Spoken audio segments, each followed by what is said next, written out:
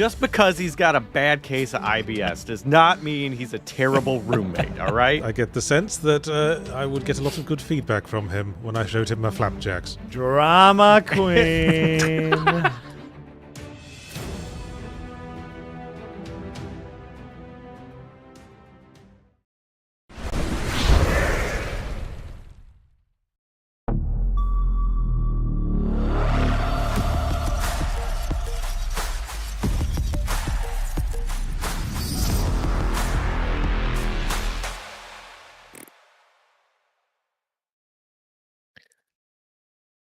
Hello, everyone. Welcome to the Windbreakers podcast. I'm Yahtzee Croshaw, and joined by Jay and Marty as always. Hello, everyone. Or perhaps I should say, welcome to the Jay and Yahtzee make reference to lots of things that Marty gets increasingly exasperated about. As long as it's still about games, I have a big list of British video game developers and games that are just spiritually British. So I'm excited.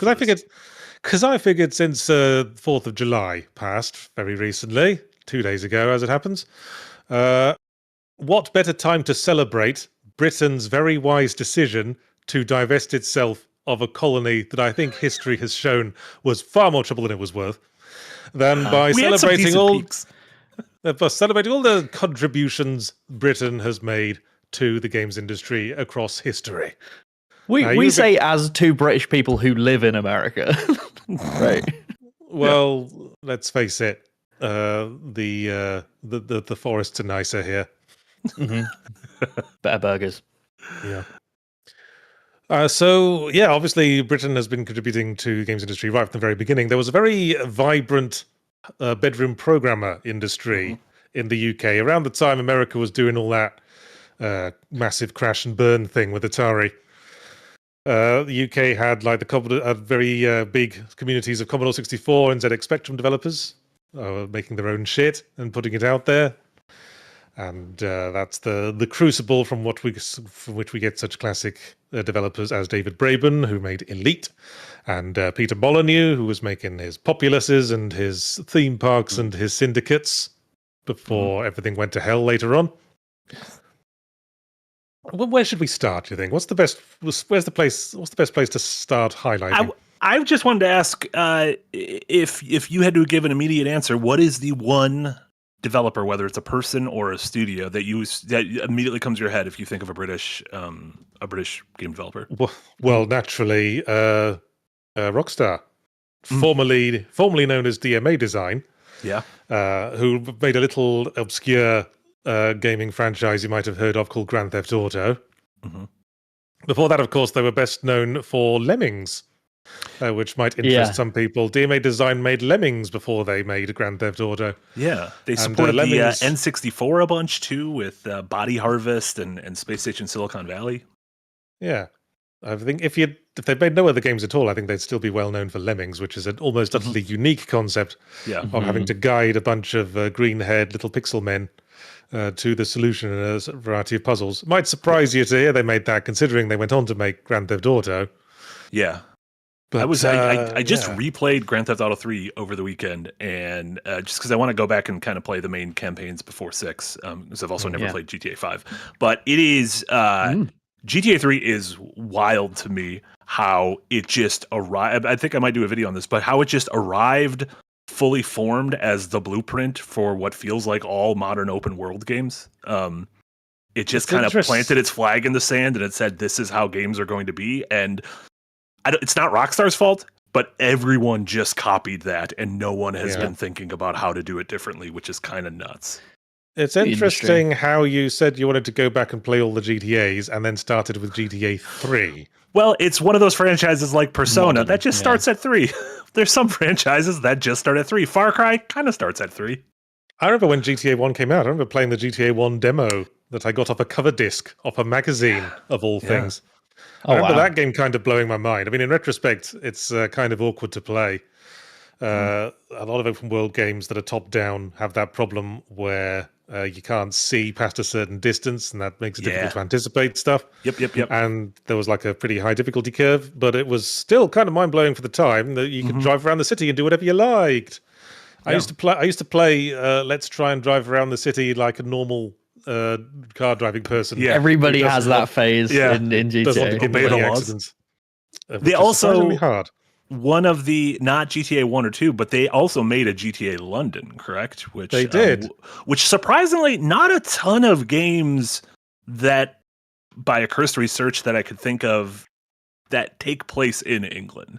A lot of English developers, or a lot of British developers, but a lot of their games aren't set. I mean, Grand Theft Auto, obviously, famously, mostly lampooning the US. Atomfall was in England, isn't it? There's like Atomfall's two open world games in all of history set in London. There's The Getaway, and there's Watch Dogs Legion, and that's it. Yeah, that's the only. Because driving around London is a nightmare. Because that was the problem with GTA London 1969, which you brought up. Because speaking as a British person, it didn't ring authentic because it was still laid out like American cities. That is like a grid. And European cities are not laid out as grids. European cities are basically built up over thousands of years from the original goat tracks. Yeah. So and it shows. And well, we've had non British teams take a stab at it. AC Syndicate, a historical London game. We Happy Few, spiritually British. Man, I forgot AC Syndicate. Yeah. I think one of the connecting themes in British video games that I wanted to highlight was the element of satire. I think Grand Theft Auto is the original like satirical video game that a lot of Grand Theft Auto knockoffs sort of didn't follow up on and just took a face value. GTA is full of very over the top satire in some places. It often like the satire is very specifically aimed, like in GTA 4, which is very strictly a satire of the American immigrant dream, the American experience. Yeah. But a lot of other British, like classically British games, if you look at a lot of the old bedroom programmer stuff on the Commodore 64 and Spectrum, they were producing shit like Bozo's Nights Out, which was a game about stumbling drunk home from the pub. There was a developer called Jeff Minter, who was always making games like Attack of the Mutant Camels. That's right, yeah. They were sort of taking their lead from the old arcade tradition of like space shooters and maze games and stuff, and they were adding a sort of distinctly British sort of ironic sense of humor. I think you might see that a lot if you look at Rare's output. So that's the other big developer you think of. That's the number one that I think of, and partly that's because like a lot of my favorite games of the 90s were from them, but especially their partnership with Nintendo, from Donkey Kong Country to GoldenEye, Banjo-Kazooie, Perfect Dark, Blast Corps, Jet Force Gemini, just like an absolutely incredible run of games. Probably one of my favorite like 6 or 7 year runs ever. And yeah, there's like a very specific kind of mentality. Conquer, the same thing. A very specific kind of tone that most of those games walk, minus your GoldenEyes and Perfect Darks, and it is that kind of cheeky British humor. Banjo-Kazooie, is very cheeky British sort of Beano Comics level of humor. And then there's Conker's Bad Fur Day, of course, which takes it a couple of steps further, and even has like a direct reference to A Clockwork Orange, which is surprising. They got a lot of weird movie references in that game. A lot of them that makes sense. Like it was post Matrix, so it's like, oh, let's do a Matrix level. But the Clockwork Orange one's funny. Even into their modern incarnations as well. Like Rare's still going under Microsoft, making Sea of Thieves, and a bunch of different things. They're really cooking with that game. If people haven't checked out recently, it's really blossomed into more of a narrative experience through its Pirates of the Caribbean and its Monkey Island expansions, which are really in depth for what you would consider like a sandboxy experience. So they're still cooking. Yeah. Are there any British devs that you immediately think of when you? For me, I think because after doing some research into this, once this topic came up, there are a lot more British developers than I thought there were. I'm like, oh yeah, of course. I didn't realize these guys were British. The three for me are the big R's, which is Rockstar, Rocksteady, and Rebellion. Those are the ones I immediately think of. Yeah, Rebellion's a bit more mid-range, especially these days. Yeah, but they're the ones I go to immediately. They're They're very old like, hands, what they've Rebellion. been They've been at work since the early 90s, Yeah. which is Yeah, weird because a lot of their 91 with games suck. Jetpack Jack. Which is weird because a lot of their games suck ass. Mhm. But I think it's just that Rebellion are just really good at business. Yeah. Well, and if like we look at their history, what was it in? When did they do the first Sniper Elite? A while back. Yeah, a while back. From like 2012 onwards, they've basically just been pumping out Sniper Elite games.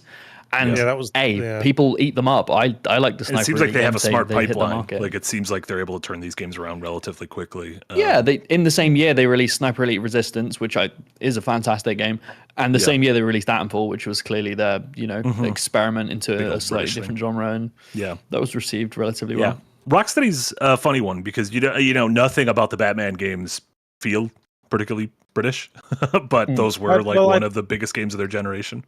There is how would you put it? There's a sort of cynical tone to the Arkham games that feel like there's sort of like this, the Tim Burton aesthetic as well. I mean, if you're told it's how. I mean, call me out if you think this is way off the mark, but I think that the Arkham games have a distinct sort of Victorian London vibe to them. Arkham does, yeah. For sure. I would say the first one, kind of the Victorian London, like horror almost element of Arkham Asylum, and then even when you get into the city proper, it's just always dark and it's always raining, and it seems like a very industrial, like factory strewn town. Fog, like smoggy. It feels like the air has density to it. Yeah. On the same topic with staying on with Batman. Rocksteady also worked with Traveler's Tales on the recent Lego Batman Legacy of the Dark Knight. Right, another they co-developed it together, and they're both British working on. Yeah, because Traveler's Tales have worked on, like, if you think of a Lego game, they probably made it. Yeah, back from the original like Lego Star Wars on the original PS2 and Xbox. Like they've been doing every Lego game since. Lord of the Rings, Hobbit, Marvel. Batman, everything. Yeah, and there is something to that Lego sense of humor that also feels kind of British and cheeky, especially the early ones that were more pantomime, I would say. I mean, what do we mean when we say that feels Britich? For me, that there's a sense of like irreverence, a sort of anti-authority, kind of like counterculture to sort of offset Britain's sort of general authoritarian mindset. Yeah. Punky. Yeah. Self-awareness, I think. Yeah. Like British stuff feels punky. Mm-hmm. Yeah, I think that's safe to say. Even part of that, like, do you think that same kind of mentality is in Peter Molyneux's games, as in stuff like Fable? Like, I think he does. Humor? He does have a cheeky British sense of humor if you look at like the Fable games. A little bit like Monty Python. A little bit, yeah. There's definitely a lot of that influence there.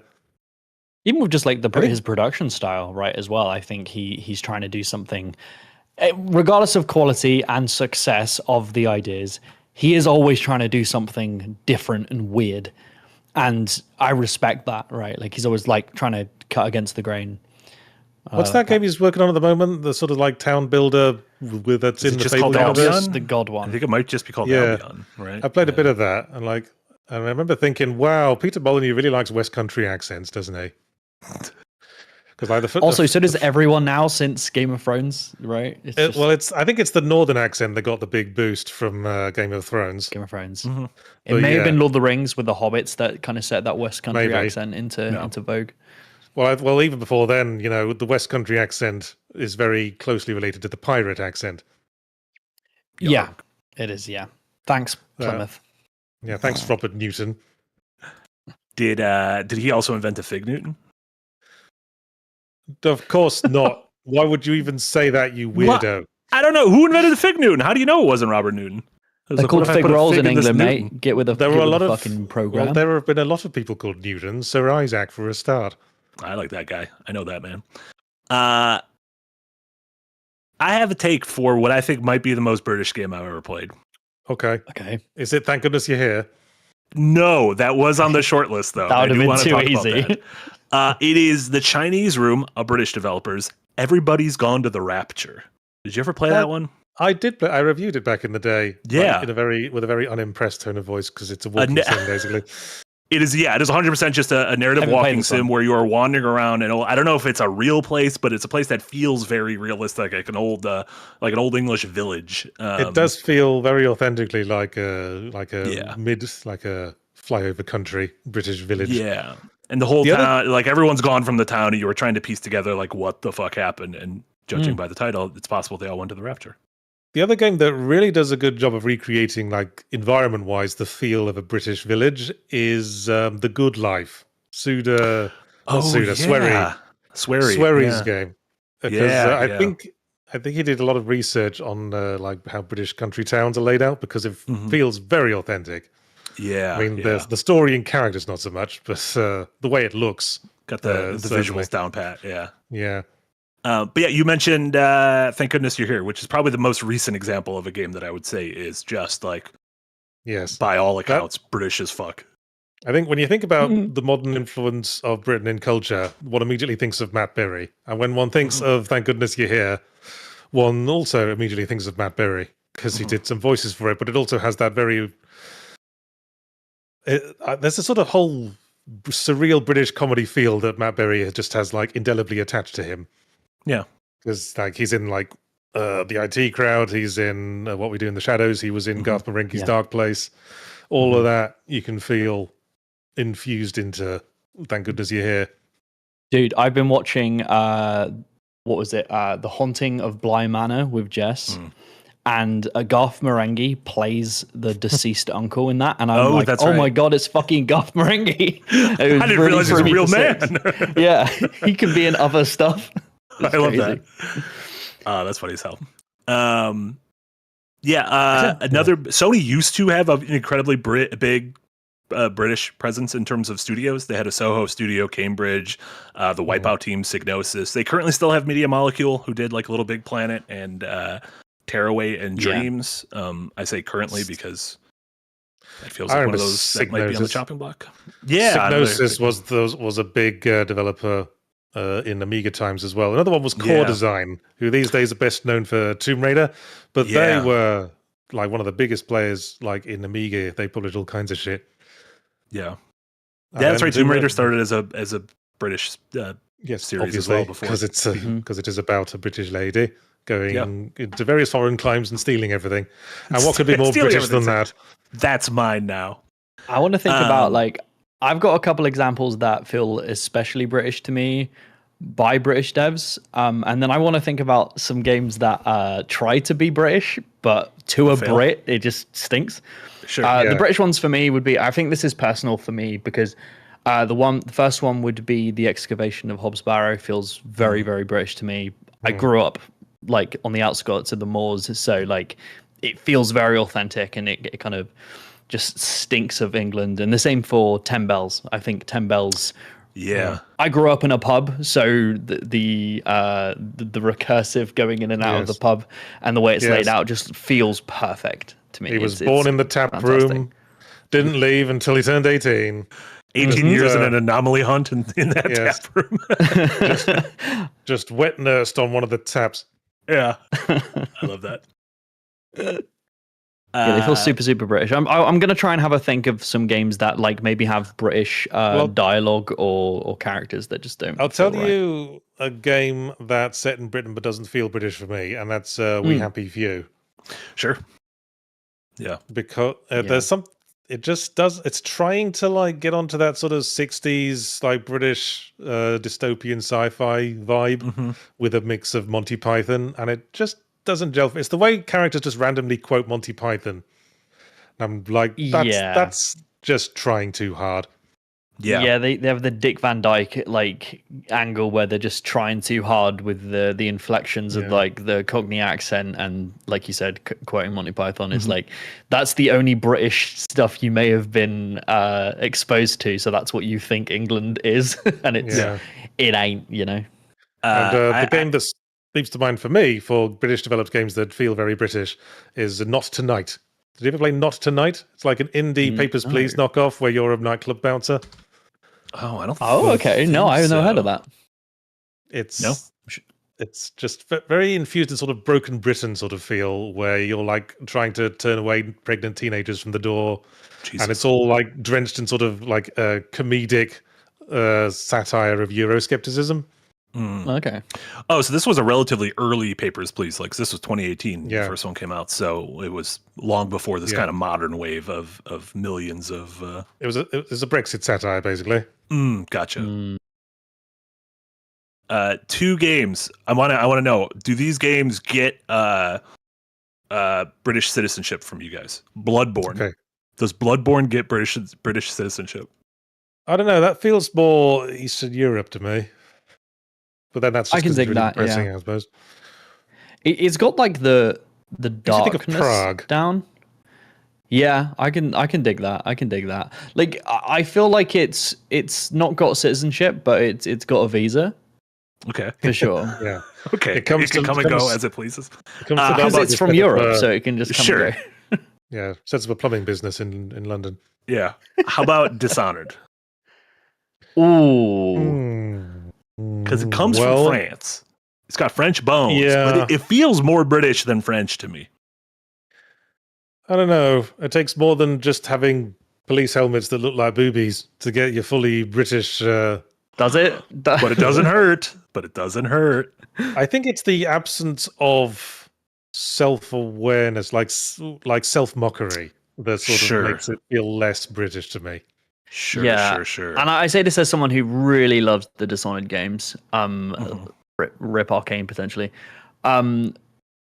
They feel very French to me, but that's because I'm British. It's something to do with the architecture. Like everything, it doesn't feel British to me. It's just that the tone is a bit too sort of like constantly dour. Whereas, it takes itself seriously, yeah. Like if it was truly British, it would probably have more like a Fable-esque tone, where there's a bit more like subtextual satire going on. Yeah, and if in a British game I made a horde of rats eat a man to death, at least the main character would go, "Cool, blimey," after it happened, rather than just like vomit in their mouth. There are a decent amount of modern British studios that kind of don't have that sense of humor, though. You got your Ninja Theories, who obviously your Hellblades and Slaves and Heavenly Sword. Not a lot of humor there. Creative Assembly, who did the Total War series and then Alien Isolation. I think Britishness as a vibe has sort of decreased a bit in more recent times as the games industry has gotten more globalized. Sure. I think it was at its strongest, as I say, back in the bedroom programmer heyday. Yeah. Where there was just there was a low barrier to entry, like British the attitudes developed in like the bubbles of like small towns was more evident in things. But now, as with games can be made anywhere these days, they're all trying to follow the same sort of AAA mindset. Yeah, I mean, one of them, like a lot of a big company that's producing games, or should I say licensing games, is Games Workshop. Love them or hate them, they're British. And now that is a very inherently sort of satirical IP, but it's sometimes sometimes it's adapted sort of straight-facedly, like where it's just awesome space marines shooting all the aliens. Don't you wish you were this person? Whereas the original property is a lot more like overtly sort of satirical, sort of more in a sort of Judge Dredd sort of tone. Yeah. Not bad. Another one that I think deserves a mention is Hello Games. From No Man's Sky. Yes, who made No Man's Sky, of course. Plucky indies biting off more than they could chew early on, but coming through and delivering to the masses, which, respect to them. Now, interesting case John Arbuckle mentions in the comments is Untitled Goose Game. Now, that's a non-British game. Australian, right? That's Australian, but it feels very much like it comes from a British place. That game does feel British. It does, doesn't it? Like just even like the opening sentence, which is, "It's a lovely day in the village, and you are a horrible goose." That's a perfect encapsulation of sort of the British attitude. The sort of stiff upper lip and the sort of defiance of authority. Yeah.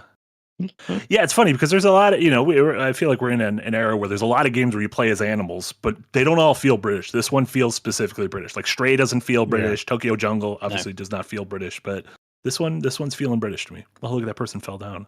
Do we need more British animal games? British animal British games. New subgenre? Yeah. What's a big British animal that hasn't gotten its spotlight yet? The hedgehog. I believe it has a spotlight. I think there's a couple of games where he plays a hedgehog. Jay. I always forget that he's a hedgehog because he doesn't look like a hedgehog. He doesn't have any hedgehog like a hedgehog. Yeah. And also he doesn't have a British accent, which you would expect of a hedgehog. Yeah. Could you imagine how much worse Sonic would be if he had a fucking terrible British accent? Love that. I would love that. Are hedgehogs only found in Britain? Let me look that up. Hedgehogs. I've never even seen a hedgehog in real life. I don't know where they go. Just hanging out. There are 17 species. Famously, they crawl into balls and they're spiky. There are 17 species of hedgehog found throughout parts of Europe, Asia, Africa, and in New Zealand by introduction. There are no hedgehogs native to Australia or America. Amazing. There you go. But you have a cacophony of other bullshit here that can kill you. Oh, we got hella badgers. Wisconsin badgers. That's our state beavers and bullshit. What's another quintessentially British animal? How about fox? Oh, foxes. Yeah. Well, that's pretty Japanese as well. Foxes. True. Y'all got frogs over there? Hedgehogs, frogs. But to be honest, most of the creatures that were dangerous, we eradicated them. We don't have bears. We don't have wolves. Killed all the bears? Yeah. I heard a really cool quote from Robert Eggers, who's making Werewolf. And somebody said, why have you set it in like the 1300s? And he was like, because in England, wolves were killing livestock so much that they went on a massive rampage and killed all of them. So werewolf myths didn't exist after the 1300s because wolves didn't exist. So I have to set it then. And I'm like, that's awesome. But yeah, we just kill everything. I would say the European badger, not the American badger, feels very British. So the it's like a friendly soccer football kind of thing. I hate badgers. The cuddly black and white kind of badger that appeared in They are the not Willows. cuddly. Well, they look cuddly. My grandfather set up a camera and would record his garden every night, and he'd record the badgers coming in. And in the mornings, we would go down and we would watch the recordings of the badgers. And one day, a badger and a fox came in, and they were drinking from the same tray. And then randomly, the badger just went, fuck it, grabbed the fox and just ripped it apart. And then just casually walked off. I was like, you're a bastard. All right, how about here's a quintessential British animal, the stoat. I don't know what stoat is. Yeah. It's a relative of the ferret. And I first heard of it from the famous, extremely minimalist Monty Python sketch, The Man with a Stoat Through His Head, in which a man with a stoat through his head appears on screen, bows to camera, says nothing, and that's it. That's the whole sketch. That's beautiful. First off, that's beautiful. Second off, they're very cute. The ones, even the ones that ate that rat, are pretty cute. I don't know who there he is. Oh, that's the man with the stoat through his head. Yeah. Is that Terry Gilliam? It is. He often filled in as random characters with non-speaking parts in Monty Python.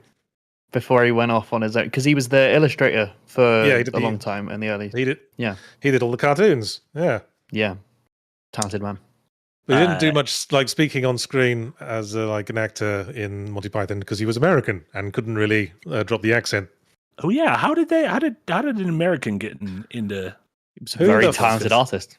Who the fuck knows? I know that all the Pythons basically met at university. I don't know when they ran into Gilliam. Maybe they hired Gilliam to clean their halls of residence. Oh, there you go. They're like, oh damn, this guy could draw. Yeah. The last note I had was there's a lot of JRPGs that just lean into an all British cast, or at least an all British presenting cast, and so despite the fact that the games, is that just because there's this association with historical stroke classic fantasy works that everyone needs to have a British accent? I think so. And you even see it sometimes where like that show Chernobyl was just like, fuck it. We're casting everyone is going to be like a British theater actor. Except Death for of Stellan Stalin Skarsgård. did that as well. Death of Yeah, Stalin but did the same thing. Star City does the same thing right now. But Death of Stalin was a British production, so yeah. If it was an American production, they could have reasonably cast everyone as Americans with different. It's also just like fantasy shorthand, right? And that has been popularized by things like Lord of the Rings and Game of Thrones, of like the different regions of England are shorthand for dwarves or well, Tolkien is very overtly like inspired by the British countryside. Game of Thrones is like very overtly inspired by the War of the Roses between the Yorks and the Lancasters. Accents can very easily like communicate an upstairs downstairs kind of thing of you know where your place is in society purely by an accent. You can tell. So you get that in Final Fantasy 12 and 16 and like Ni no Kuni, Xenoblade, stuff like that. Yeah. And also, Japanese culture tends to have a sort of affinity with British culture as well. There's a lot of Japanese animes that like are set in Britain and about British people. Is there a term for being like a weeb for British stuff? Teaboo. It is a Teaboo. Teaboo's really good. I think it's also just very easy for a lot of countries around the world understand Britain and British media because, like, especially through music and stuff like that, we've had a lot of influence on media as a whole across the entire world. So setting the accents as something from England is immediately identifiable and understandable. Whereas if you were to pick an obscure accent from, say, Central America, like a large majority of people might not be able to immediately get it because it's all about shorthand. It's all about communicating story really quickly, like you said, Marty, with the accents of class placement and stuff like that. Well, I think there is specifically a strong connection between Britain and Japan. When Japan first opened its borders back in the 19th century, there was a huge wave of popularity for Japanese things in Britain. And when Japan, after the Second World War, embraced the Western culture, it embraced a lot of British stuff. Did you know that Japanese curry is basically just British curry? Like that, because it was like borrowed from like British cultural immigration. So it's Japanese curry is a British imitation of an Indian food. It's like trying to describe like it's like a game of telephone almost. Turned out good. Yeah. Well, I think that's all we wanted to say. Should we go back to Super Chats? Yeah. There's a couple here that bounce off to things I wanted to mention as well. Oh, nice. Fan funding, starting with Raven's Weekly Word of the Week, of course. Thank you for all your super chats. It's what keeps the channel going. Raven gives $2 and says, Week 58, prurient. Do you know what the word prurient means? No, I have no idea. Yes, we're back to like actually obscure words. This prurient means sort of obsessed with sex. A little bit too perverted. Pervo? Yeah, a little bit pervy. Okay. A bit unwholesome in a sexual way.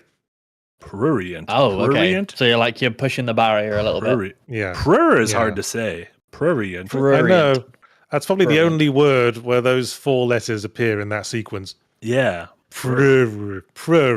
Having that one R at the beginning really just fucks it up. Yeah, it should be prurient. Prurient. Well, there's plenty of words that start with PRU, like prune and prudential. Sure.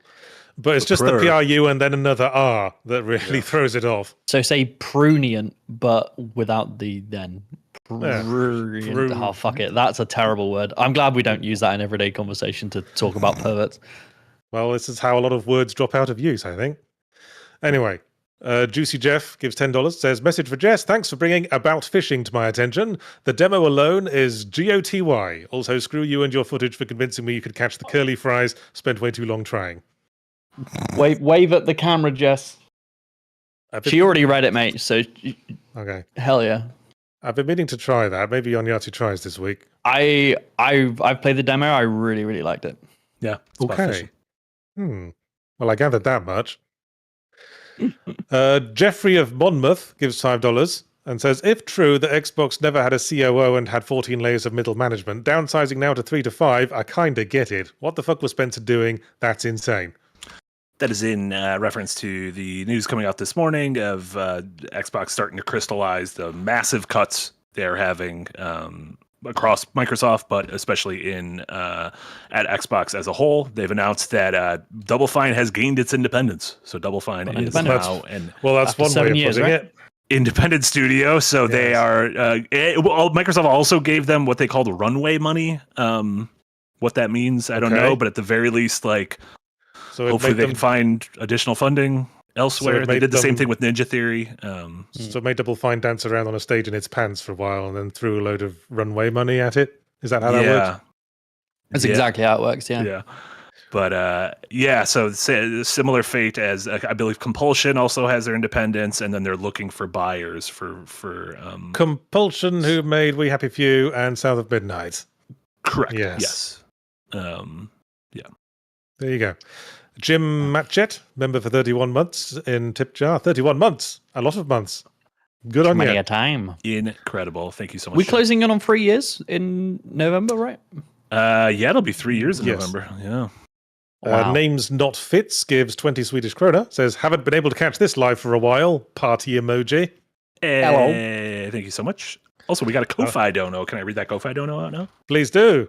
Thank you so much. $5 on Ko-Fi from John. Appreciate you, John. Can't watch live, but here's money anyway. Also, a question not connected to today's topic. Have any of you tried the Hitman World of Assassination in VR? Very fun, apart from the awkward sniping, but I never go for that route anyways.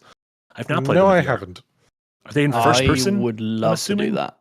It would have to be. Sure, it would be weird. That would be weird, like an over-the-shoulder VR experience. I think it's like there was that Lucky's Tale and Moss are like 3D. That was more of like you were top down, like looking into a diorama kind of. That would be kind of cool, looking down into a Hitman diorama and being like, how can I maneuver to this location? Yeah, like, almost if they made it in the Hitman Go model, where like they felt like literal pieces. In Moss, it was like you were diegetically characterized as like a sort of god of the universe. Yeah, they could peek in. You were helping the little mouse. Yeah. In regards to VR, I had to sell all of my VR stuff when I moved to the States, and I've just been holding out for the Steam. What's it called? The Steam Frame. The new VR headset that they're gonna. I'm kind of holding out for that so I can invest in, because I don't want to buy like a Quest and then them immediately come out with the Steam Frame or a new Quest. So I'm just going to wait for the next big leap and then go in then. When are they just going to call something the Steampunk? Damn, dude, they've missed time. They've missed I mean, it. if anything you'd apply to the name of a pair of goggles, I think Steampunk would do pretty well. Or would that confuse people? That might confuse people. Would they expect the goggles to have like random gears and stuff glued to it? A lot of more moving pieces. Than like the GameCube, you can get like a faceplate for it that like magnets on, and you can customize it. Do not put magnets on your computer cases. That sounds like a very bad idea. Anyway, Sinos the Hedgehog 2000 gives $5. Says, at dentist getting deep cleaned today, so I'll miss the stream. I will say I always wanted to play Grabbed by the Ghoulies, and Banjo never clicked for me. Yes, Grabbed by the Ghoulies. Yeah, that was one of Rare's first games after they left Nintendo and were part of Xbox. Yeah, when you were you aware when at the time that came out that it was a euphemism? No. I wasn't aware until you, I believe, wrote about it, right? Yes, I mentioned in my video about puns in game titles, Ghoulies is like north of England slang for testicles. Yeah. So Grabbed by the Ghoulies. Ghoulies. Yeah. That felt way more obscure than like any of the Ratchet and Clank ones, which were fairly in your face. Were fairly up your arsenal. That's one of the titles actually for Ratchet and Clank in your face. Yeah. Yeah. On your bike. Also, if you're at the dentist, you can always ask them to put a tablet above your head, just playing the stream on it. I mean, yeah, but then you're going to laugh so much that they're going to puncture a lip. I mean, no, doesn't hurt to ask, does it? I'm sure they'd be willing to oblige. Yeah. Just ask also, dentists probably make a lot of money, so ask them to become a patron. Yeah. Are you listening, dentist? Who's listening? Dentist? Maybe there's at least one dentist in the world listening to this as a client watches it. If you subscribe to the $25 tier, you, dentist, can watch Waterworld with us later in the month. I know how much you want to watch Waterworld. I bet you love watching films like that and going, but when would they get the chance to get dental work done in this post-apocalyptic setting? Then how shaky the boat is? Imagine how dangerous that would be. Think of all the punctured lips. Yeah. Yeah, and yet they all have Hollywood like white teeth. How does that happen? Yeah. taken out. It's because they drink their own piss. You got clean teeth if you drink your own piss. Oh yeah, I mean piss is sterile, isn't it? Yeah. Yep. But don't drink your own piss to brush your teeth. Don't let Jay tell you what to do, everyone. Be your own, be your own human. Don't. I mean, all associations aside, you got to assume there'd be some yellow staining if you drank your own piss. Yeah. Unless you're very well hydrated, which thinking about it, you probably would be if you were living on the sea. This is also true. Anyway, Snake in the Garden gives €2. Oh, sorry, missed one. Tsunami Dusha gives $20 and says nothing at all. Incredible. Hooray. We love you, Tsunami Dusha. And then Snake in the Garden gives €2 and says, more importantly, did Eric have a nice vacation?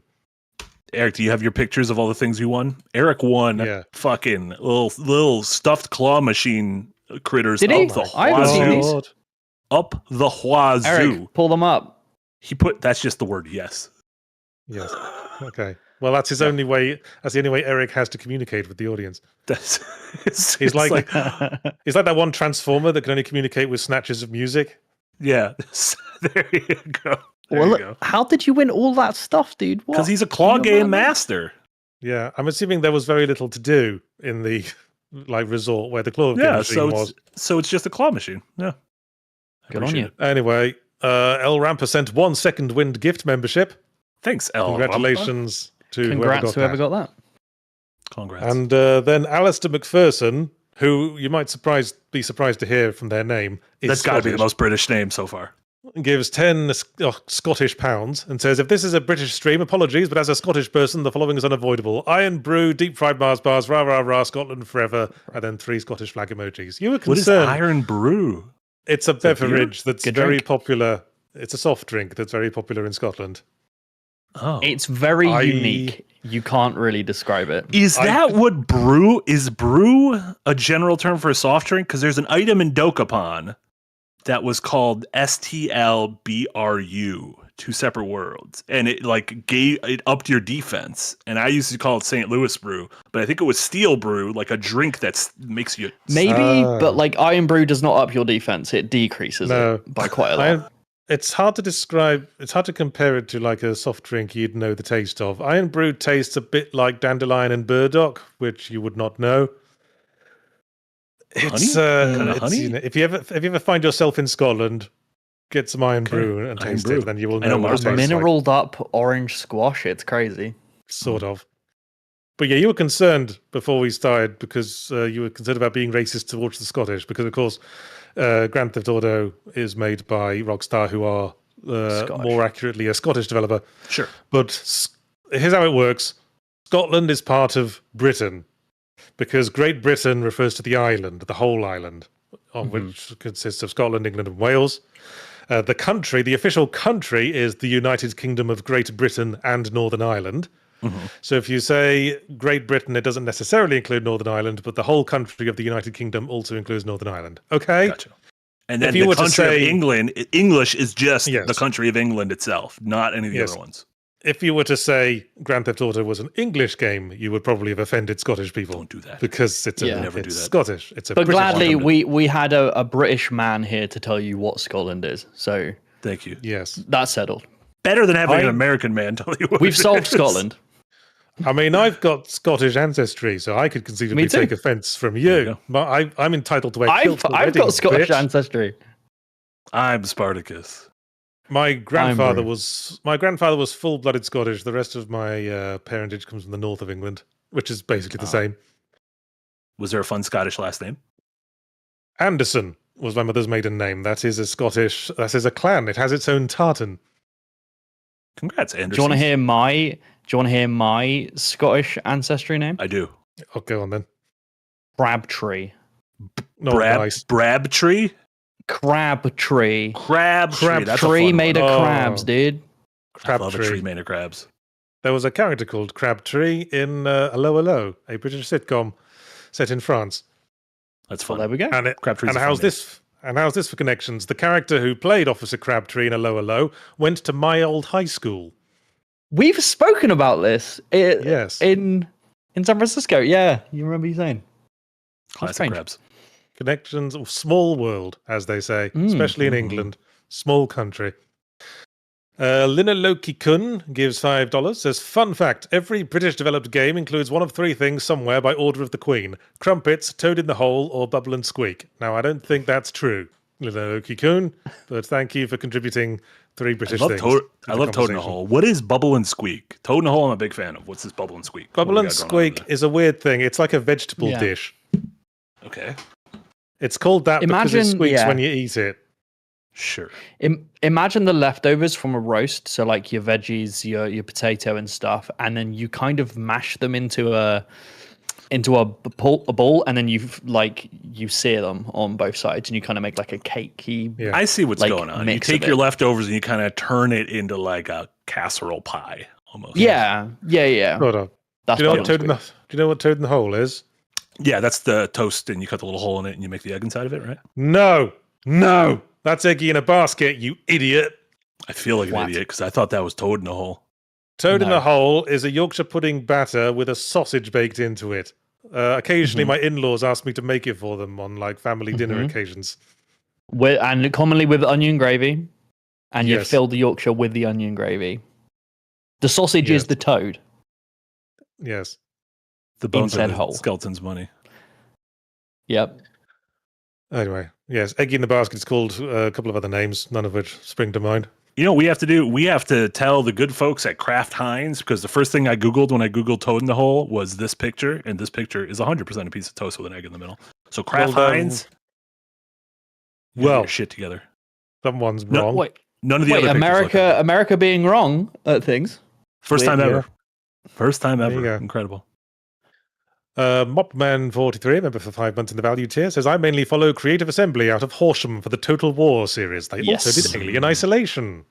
They've been pumping them out. There you go. Is Horsham's a city, a region? Horsham? It's a town. Creative Assembly used to have an office in Brisbane, actually, but it got shut Oh, down right. along with basically every AAA developer office in Brisbane. Australia. Yeah. Sucks. Blistered Soul gives £199, says Wallace and Gromit Project Zoo stroke COTWR by Frontier. I don't know what you're on about there. COTWR? I don't. Call of the Wild Requiem. Is that a thing? I don't think so. I don't know. Have there ever been any Wallace and Gromit point and click adventure games? There was a Telltale Games Wallace and Gromit. That's right. I forgot Was about there that. really? Yeah, Yes. yeah. I think that was right before they kind of blew up with The Walking Dead. Walking Dead. Yeah. Oh, okay, Yeah. before it. That was around the time they were doing like Back to the Future and Jurassic Park and stuff like that. A CSI Yeah. game. I feel like that would be such a great fit, like the style and the vibe, like that kind of whimsical, mechanical invention style would be such a great fit. I've gotten in trouble by saying I'm not a fan of Wallace and Gromit and Aardman's animation. Ugh. I What know. the it's fuck? It's a me thing. It's a me thing. However, Why? they're doing the Pokemon thing now. They're doing the Don Quixote Pokemon with Sirfetch'd and Pichu, with Sirfetch'd as Don Quixote and Pichu as Sancho Panza. And I'm That very is the excited for weirdest collaboration of Yeah. three things that I would never put together. What the Yeah. fuck? that. So If I'm you- turning my opinion around. I'm back on Aardman. If you went to Britain and said you didn't like Wallace and Gromit, you have to be beheaded by the king. You'd get stabbed, That's yeah. what happens. I told Darren the reason I don't like them is because they're too French. He didn't like that answer. That's fucking mad, dude. The next time They it's feel a going to be little too Petrol French. Movie Night, I'm going to pick a Wallace and Gromit movie. They're too French. Wallace and Gromit feels too French. They feel a little too French. That's a hot take, man. Just That's- watch Babe. okay. I don't know why we're all I just not cannot. watching Babe. Babe fucks, I will say. Babe absolutely fucks. Yes, based on a children's novel called The Sheep Pig by Dick King Smith. Shout out to the Dick King ram you. himself. Yes, which is a good example of why you shouldn't have a first name that ends with the last letter of the next name, because then Dicking you have to Smith? go around life being called Dicking. Dicking. It's Deep also a good dicking. example if a pig starts talking to you, just shoot it. Just The Just put it down. original pig doesn't talk in The Sheep Pig. In Babe, he doesn't talk to the humans. He talks to the other animals. Well, yes. I'm just The saying, humans if a can't pig hear him talks to talk. you, All the animals talk in animal speak in George Miller's Babe. Anyway, Mikhail Hudon Zerith Faron. Ooh, there's a name. gives 10 Canadian dollars. Says, I will have waited 17 years for Fable 4. I have needed this sequel. After Lionhead and later Flaming Fowl died, despite how much I loved and supported them, I've needed that romantic fantasy whimsy. Yeah, those are the new Fable is under Playground Games, another British studio, best known for the Forza Horizon series. One of which Forza 4, I want to say, was in. Have you looked into all across the UK? I believe, or I don't know. Yeah, have you looked into the new game Peter Molyneux's making? That's like a town builder set in the Fable universe. Mikhail Huron. Well, it's not technically set. It's not legally set in the Fable universe, but it's called Albion. Oh dear. Oh well, they can't copyright that name, can they? No, apparently not. I watched a video of him talking about like why they removed one of the awesome features from Fable 1 was your character model changing as your morality did, like with the horns and stuff. And he was like, we can't do it nowadays because games are too pretty. And it's like he's just saying he has nothing to do with the game. He just likes answering questions about it. It's not apparently it's not in the remake. They've just removed that feature, and they're like, it's because there's too much detail in the models, so we can't do it. Like you're just talking out your fucking ass, dude. Yeah, fie on you. You could do it with like the texture shift. Yes. Anyway, is Fable 4 the one with Richard Ayoade in it? Correct. I believe so. Yeah. Another interesting fact: he was the first choice to play Wheatley in Portal 2. Oh.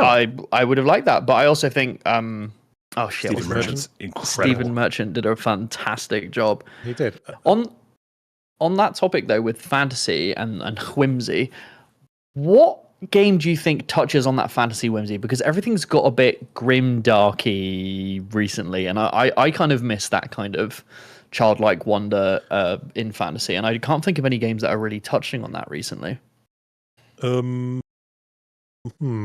Well, the first thing that leaped to my mind from games I've played recently was that I played a game called Bistro, which is fantasy animal people in a fantasy world. And it is like fighting against the apocalypse, but it does feel whimsical and colourful in the way you might be looking for. I'm getting a bit of that from FF9 that I'm playing it now. FF9. Yes, that's it. Yeah. That's definitely very whimsical. I mean, that even feels like a Henson, like a Dark Crystal. Which is why I fuck with it so much, right? Yeah. Because it's very labyrinthine.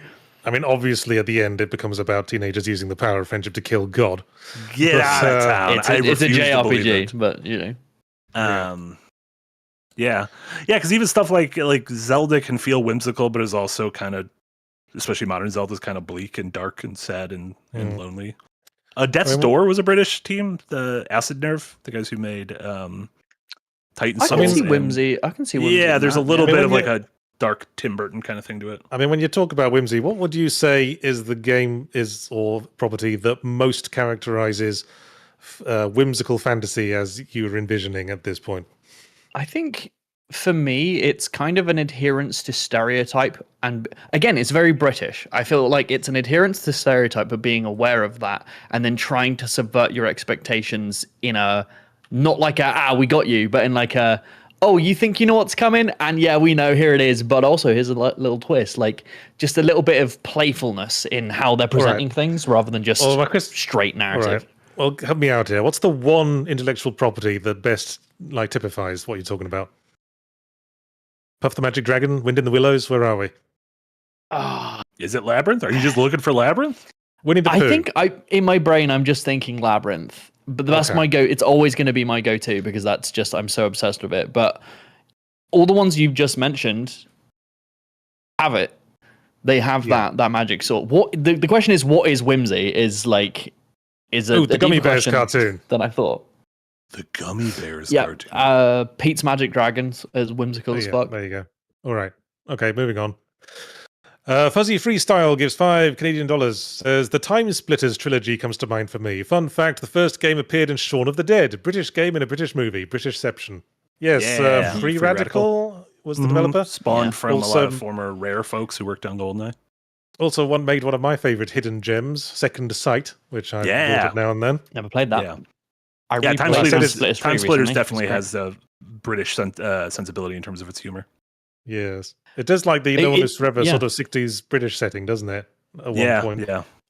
With Time Splitters 3, each level is themed around a different time period. But as we were saying with Whimsy, it understands the stereotypes of those time periods and that kind of setting, and then plays off that to manufacture its gags and stuff like that. And I think that's just really fun. I don't think enough games are doing that nowadays. I also think of the game, as much as it wasn't great, Bulletstorm kind of had a little bit of that whimsy of just like that it was knows the genre and it's taking the piss. Yeah, that was Polish. That was Polish. Yeah. Bulletstorm.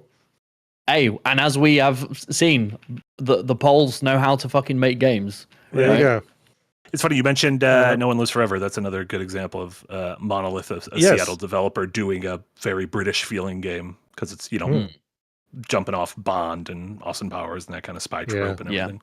Yeah, it's with Bondi. Yeah, Bondi. Anyway, distinctly average Dan gives £2 and says Jagex RuneScape is top 5 biggest Bamorpagas still. Is RuneScape is a British game? I had no idea. Apparently, Jagex, a RuneScape company. Yeah, Big they're ups. British. Huh. Well, there you go. Yeah.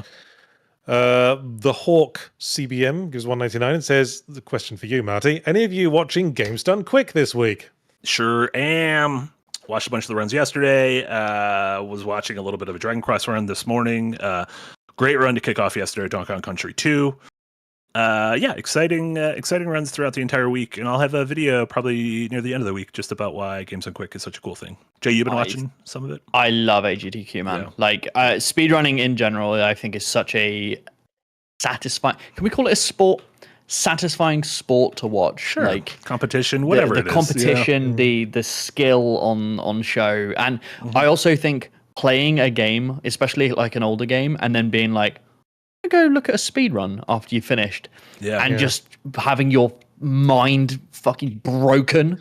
I do that almost every time I finish an old hobby. game, even if it's a replay. I'm like, okay, let's see. I finished Ocarina of Time again. Let's see a Ocarina of Time speed run. I'm like, why we're playing? Yeah, and you learn a lot about how the games are put together. Like my Final Fantasy episode, I learned about how the battle system worked via a speed run, and that's really cool. Watching speed runs, I think you certainly have to have a certain amount of context. Because a lot of tricks people do, you wouldn't know what they're doing just from watching, because it's all like crafty button presses. It requires, which Games Done Quick generally has a really good host who's able to talk while playing, or a couch behind them who's able to talk while they're concentrating. Yeah. And the ones who explain what they're doing, as opposed to just like looking at it and being like, "What the fuck am I looking at?" Like you're looking at like Evo, and you're like, "How do these characters move this?" It's an educational experience, and I think that's one of the things that draws me to it. I'd love to start speedrunning, but I feel like I just get absolutely obsessed and just quit everything. And you kind of have to hyper focus on one thing, and we all tend to I don't think I could do that. Playing a new game every week and all that. I'm very fond of the YouTube subgenre of speedruns explained. I like all that. I like Summoning Salt. I like Carl Jobst videos. Yeah, and also like speaking about Carl. Catching cheaters in speedruns, I think, is a fascinating subgenre of like how they find people that have been cheating. It's so fun. Just the fact that people cheat at speedruns is sort of fascinating in a way, and the way some of them put so much effort into cheating.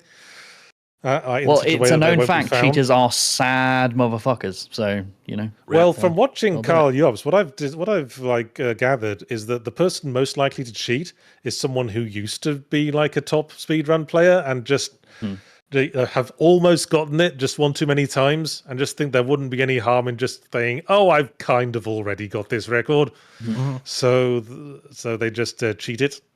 Yeah. It's like the needing a little bit of like performance enhancing drugs in order to like, I've lost a bit off my speed, so I need a little bit of this. Yeah, it's a really very fascinating... rarely just come straight into speedrunning and start cheating. For one thing, it's very obvious. If like you come out of nowhere and start smashing records, then people will scrutinize your what you've put up very, very carefully. There was a really fascinating one with a Trackmania speedrunner called Riolu or something similar, who was very, very decent at the game, but then used like slowdown of the game to get these great times, and he was one of the best in the world. Got caught, disappeared, and then made new accounts and pretended to be someone else and climbed the ranks again. But through detecting the make of controller he had, they could find out that he was the same person and they caught him again. That is insane. There is a set of like multiple hour-long videos on how they did that. Carl's got some videos on it, and also, sorry if I pronounce this wrong, virtual TV. He just does Trackmania stuff, and he's a fantastic content creator and has some really good videos on that. So I'll in the comments of this video I'll post them because they're really fascinating. Snake in the Garden comes back with €5. Says Bullfrog, Theme Park Stroke Hospital plus Dungeon Keeper still some of my fave games. So much character that I don't see in 2 Point, the spiritual successors. Yes, I remember playing Theme Hospital when it came out. It was very big on sort of weird, jokey diseases. Like one of the diseases you had to cure was called bloaty head, and it was just like people would come in with their heads inflated to twice their size, and it was cured by like stabbing them in the head with a pin, and all the air would come out. Yeah, I haven't played Bullfrog was the Hospital. pre Lionhead, right? That was like Peter Moore's before. They were called that when they made Syndicate and sure, and then Theme Park and all of them. From that, like 2 Point blossomed off later to form like the 2 Point Hospital games and 2 Point Theme Park and whatnot.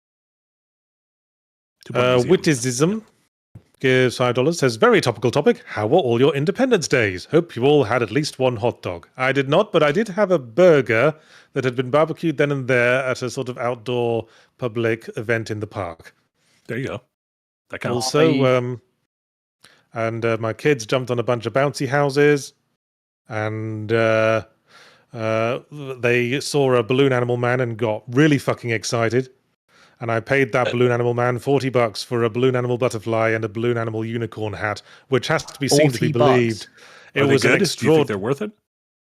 If I could show you this unicorn hat, it will blow your mind. It was like an extraordinary work of bubble sculpture to make on the fly. Apparently, you get what you pay for. So that's a I love the idea of well, considering we just got back from holiday at a Disney resort in Hawaii, it was small potatoes in the financial sector. You know what I mean? But also, I love the idea of looking at a man and him being like, "Yeah, it's 40 quid for 2," and you're like, "What the fuck?" But then he starts making it, and slowly you're like, "Holy shit, this might be worth it. This is great. This is fucking. I'm getting a steal here." I did eat multiple hot dogs and burgers because I went to Jess's parents' lake house, and we were there. We were actually having a celebration on the 5th rather than 4th. They had to go to a wedding. It's a whole thing. But they had like 30 burgers, and they spent like $1,000 on food for all the people that were coming. Yes. But the night of the 4th, a storm rolled in and knocked the power out in the entire building, and it didn't come back. So the next day, they had to cook everything immediately, everything in their fridge and freezer, all of it. Yeah. So it was an ungodly amount of food, and they were just like begging people to take stuff home. So we've got like a bunch of leftovers. So week. Yeah, hot dogs for days. Shout the dogs. Did you all see any fireworks? Yes, stayed up till like 10 p.m. Watched fireworks with the girls. Drove home, put them to bed when they were very, very tired. That's great. The storm was my fireworks. There you go. About when you would start to do them, this horrific storm. I've never seen lightning go off so quick. It was like strobing in the sky. Like, so nobody did any fireworks. It was crazy. Mother Nature was my fireworks. Someone did some like early fireworks the night before, and I'd just let Toffee out in the backyard to do his business. And when those fireworks went off, I've never seen him bolt back into the house so quickly. He was a little bullet. Never going outside again. Gives $1.99 and says hyped for possible printable e-zine in Patreon. Ooh, has Nick already been like revealing our plans there? Nick's been floating it in there. We'll just say if you're at the $5 tier and above, you might hear about some interesting plans we have for some experimental content coming up. Ooh. Yes. Well, we might as well give it away since they mentioned it. We're working on an e-zine in which every member of Second Wind contributes some interesting readable content for you to enjoy. Yeah. Exclusive. For that in the future. Exclusive. There you go. Nick Knoll gives $5, says, married to a dentist. She thinks I'm an idiot for donating to a bunch of yahoos that just play video games all day. Do not tell her how much I donate. I think your marriage needs some better communication, Nick Knoll. You should explain to your wife that we do not play video games all day. More's the pity. Wish I could just play video games all day. Unfortunately, I also have to attend meetings and write things and create videos and shit. And edit and animate and Nick, you should ask your wife to start putting Second Wind on iPad as people get their teeth worked on. Yeah. Yes. Be the change we want to see in the world. Hello, patients of Nick Knoll's wife. Hello, patients currently under laughing gas anesthesia. She's probably going to be a safe pair of hands for you, I assume. Most likely. Yeah. Anyway, Alistair McPherson comes back with £5, and says, to your point that Iron Brew is undescribable, there was a famous ad campaign for it in Scotland about how nobody knows what flavour it is.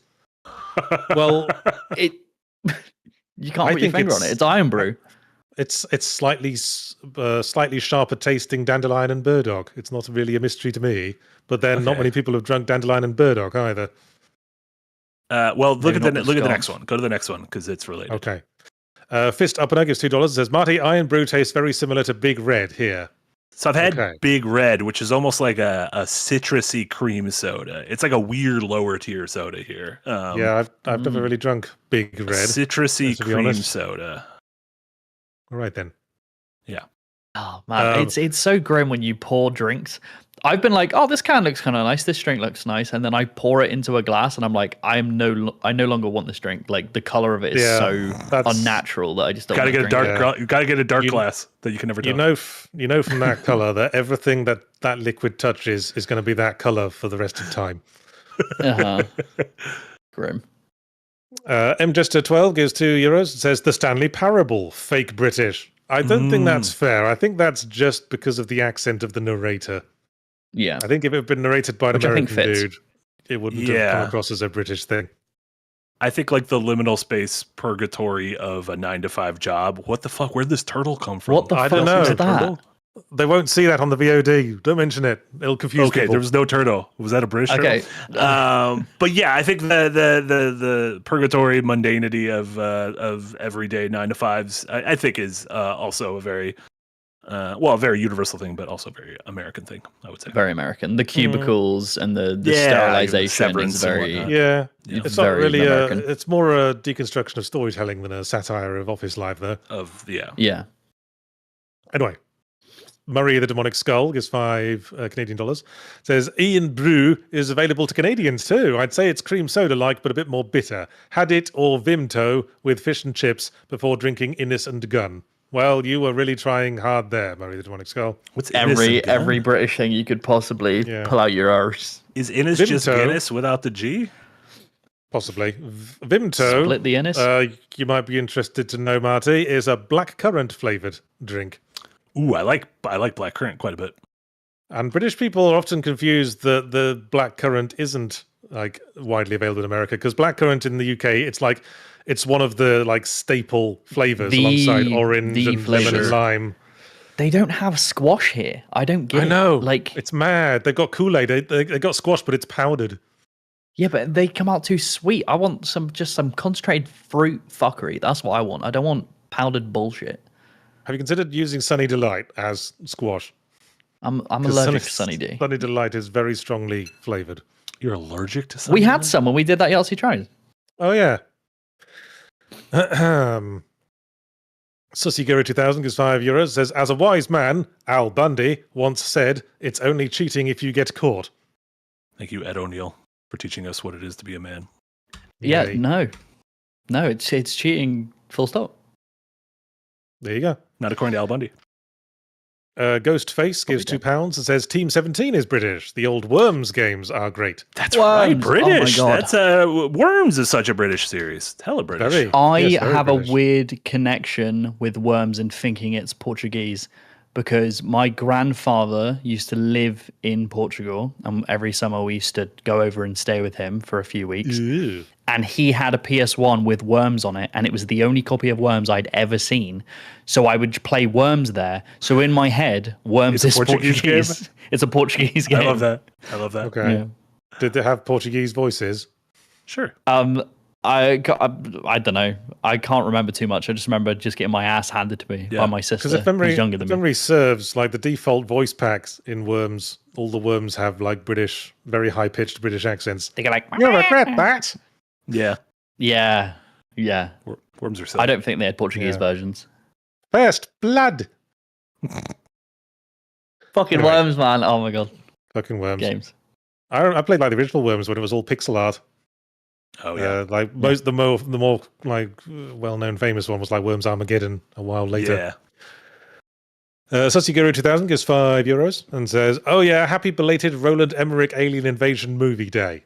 I think you mean Britain successfully like cuts the dead weight free day."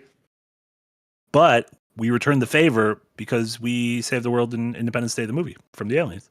Yes, well done. Thank you, Will Smith, Congratulations. et al.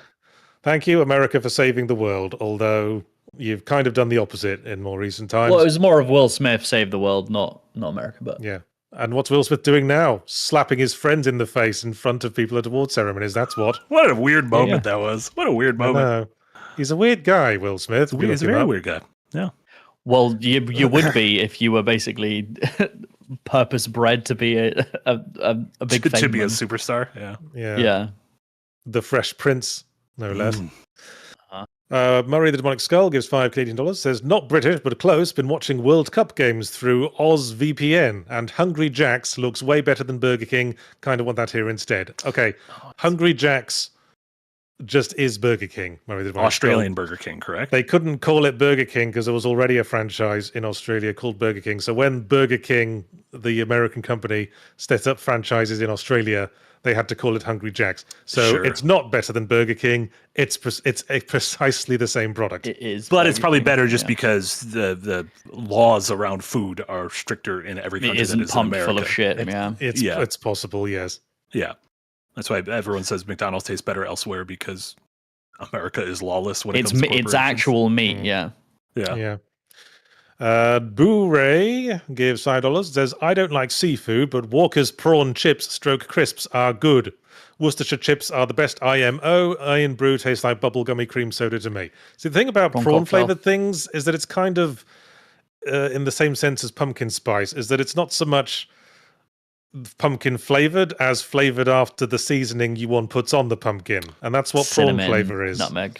Prawn, is it almost like Old Bay seasoning? Do you know in like a prawn cocktail, you have a sauce that goes along with it? Yeah, cocktail sauce. I love prawn cocktail crisps more taste like the sauce. They don't taste like, which is great. I love that sauce. They don't taste like prawns or fishy. Yeah. So like Skips, famously, which both Yachts and I absolutely love, are prawn cocktail flavored. Do you have any Skips? The one. Are you holding out on me, you bastard? I wish I did. If I had a store here that sold, if Costco sold Skips, man, I think I'd die. Man, I've been trying to buy more HP sauce, and they used to like sell it at a bunch of like places around here, but I've been searching online. It's like the Bay Area has entirely forgotten what HP sauce is. Is this Trump's? It is must this have been tariffs the at war. work? It was war with Iran. They've. Do they have it? Have it like a cost straight? That's where all the HP sauce came from. No, they don't even have it at Cost Plus World Market anymore, where I get my Branston pickle. And we live in a nightmare world. I'm jonesing for HP sauce. I'm gonna have to like mail order it. That's freak behavior. You could probably get it from Amazon. Probably, but I try not to order from Amazon wherever possible. You know, I try to. Yeah, I fail often. Bezos. These days I tend to just order stuff from Target because you can there's like a million nearby. You can just go pick it up. Yeah, blessed place. Anyway, that's it for Super Chats. Thank you for joining us on this British Odyssey. And if you'd like another British Odyssey, Christopher Nolan is making a film based on the Odyssey. And Christopher Nolan, is he a British man?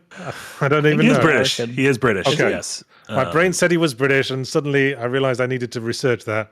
But yes, if there's another British Odyssey for you. It's weird because he has his brother Jonathan Nolan is American. I believe they grew up in separate. Like just one to confuse grew up in things. New York, one grew up in Fuck, he's like Elrond and oh my god, okay. Oh my god.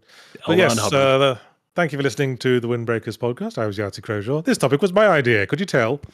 And I was joined by Jay and Marty as always. We have content coming out all week on Second Wind as always.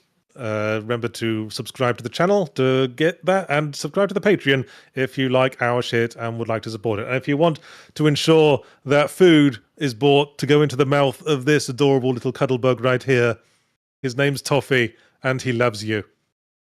So you could go to patreon.com/secondwind group to do that. If you're only interested in what content's coming out this week, you fucking mercenary, Then I've got a fully ramblomatic coming this week on the subject of Adventures of Elliot, Square Enix's recent follow-up to the whole Octopath Traveler thing. Yeah.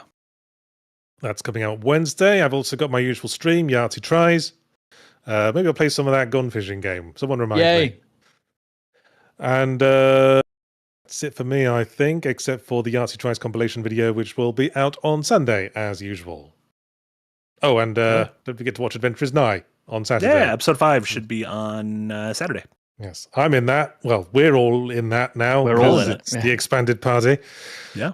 So that's my stuff. What else we got? Jay, you had a design delve that went up this very morning. Delve went up this very morning, and it is on the topic of Myst, which is a game that is older than I am, and all the things that went into making that, and its subsequent remakes of Real Myst, and also the remaster, and how, weirdly enough, the game gets worse. In each iteration they've attempted to remake in your it, research, fascinating. In your research, did you happen upon the Myst parody game starring John Goodman? Pissed.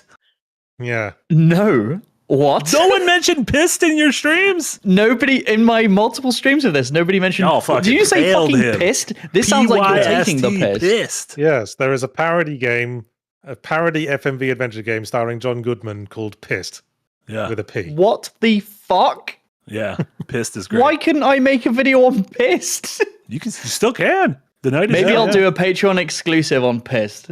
Yeah, go seek out Pissed. That sounds There you fun. But yes, that is out. I'm also going to be working on and doing streams for FF9, which I'm currently streaming and going through and having a lot of fun with. But that probably won't be the next one because holy shit, that game is long.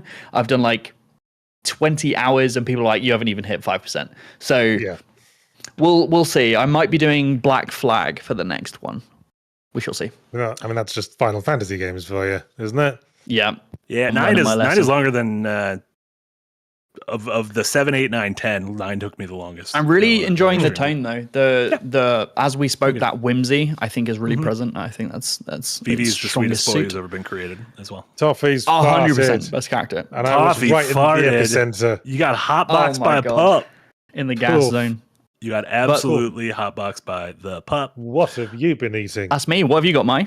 Yeah, we got big videos every day. We got a backdrop going up tomorrow. All the Yahtzee's vids. We'll have all the stuff over the weekend. Come back later this evening. The Hot Monday Energy Hidden Gems crew will be back at the normal time. Jack and Jenna should be streaming tomorrow at the normal 3 p.m. time. And then I should have a video for y'all, like I mentioned later this week. Just a quick little thing about why GDQ is so cool and that everyone should watch it. That's it. All right, then. Well, I guess we'll call it a podcast then. Normally, there's like a last-minute super chat to throw us off our stride, but that doesn't seem to be the case I hate this. I hate Wait, this. Shut up. I'm not finished. This feels like the weirdest edging, and I don't like it. He's usually trying to run to go get a sandwich. Like, has he run out of skips or something? Like, well, I just like to know the company's making money, and I was concerned that there weren't as many super chats as usual. I think we had a good amount of super chats. Oh, hey, what showed up? Hey, Vactor gives $2 and says, "Fine." Whoa, well, thank goodness. Thanks, Vactor. How generous of you, Vactor. Now the formalities are over with. Now we can all piss off. Bye. Bye, everyone. Bye, everyone.